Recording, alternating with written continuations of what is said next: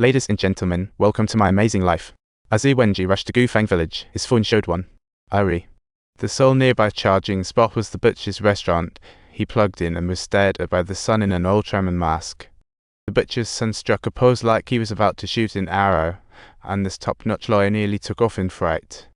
This highly skilled lawyer freaked out like a headless chicken, bolting out of the restaurant and colliding with the butcher.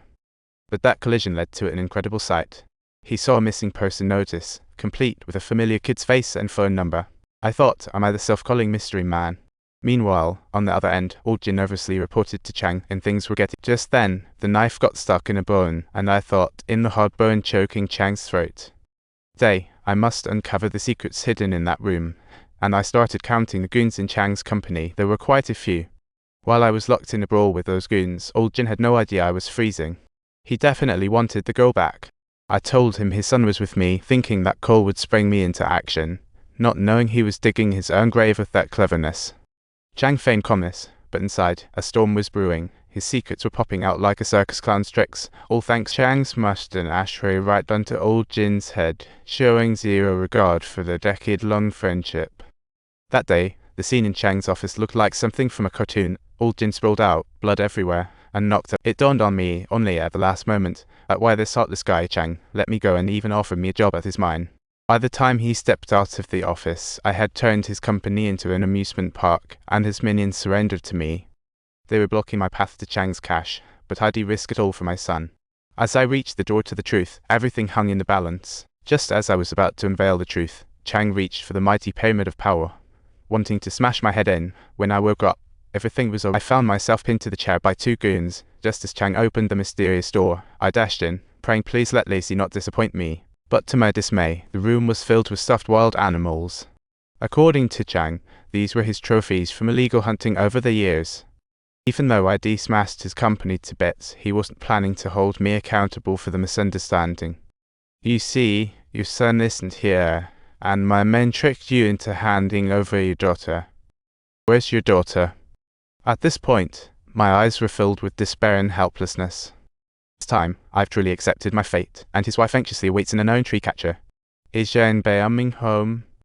To recover his daughter, Wenjie was helping me while snooping for my whereabouts. What's wrong with the phone line? He bit his tongue off during a fight when he was young, and just at that moment, called me. Chang grabbed the phone from me and heard that familiar voice. Chang Beaming, can you hear me? Where's my daughter? Chang hung up the phone with a poker face. Then he texted Wenjie, arranging to meet him at the back mountain tomorrow.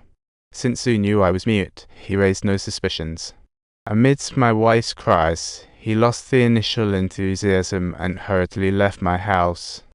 In his eyes, we were just tools, with no benefits. He certainly wouldn't waste time on my wife.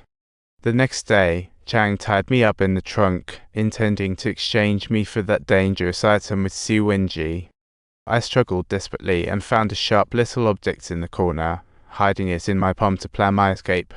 Chang didn't notice my little move, and just as he parked and opened the trunk, I kicked him away. Then I followed up with another kick, scrambling into the mountains where I bumped into Wenjie. I was all set to take him to find his daughter, only for Chang to block our path with a bow and arrow. I had no clue what kind of evidence you were looking for as a lawyer. You should certainly know what constitutes evidence. At that very moment, Wenjie appeared to be completely bewildered. From the beginning, he had heard Chang mention evidence, but he never quite figured out what the evidence was. Just then, his gaze inadvertently turned to me, as if he realized the crucial information: his son was missing. I couldn't grasp their dialogue. My mind was filled only with resentment towards Chang for deceiving me time and again. It was my careless words that ultimately led to my failure in finding my son. Don't move, hold him. Wenjie's mention of a child then shows Chang had killed before. Suddenly, a siren blared from down the mountain, and I seized the moment in Chang's confusion. I grabbed a stick and tossed it over, causing him to instinctively loosen the bowstring. The arrow hit my shoulder, and I lunged forward. Meanwhile, the little girl in the cave finally woke up, and it seemed something was watching her from the depths of darkness. A pair of eyes fixated on her as footsteps drew nearer. She finally saw who it was, my son, the one I had been desperately searching for. Dang Lei, don't harm yourself. Hurry up and untie the little girl, take her to the top of the mountain. This time, Wenjie opted to watch as Chang struck mercilessly, reminiscent of past grievances. This time, Chang wanted to eliminate me, perhaps because he realized I knew the whereabouts of the evidence. Just as he choked me, nearly making me suffocate, it suddenly occurred to me that I should check whether I might subscribe to this channel.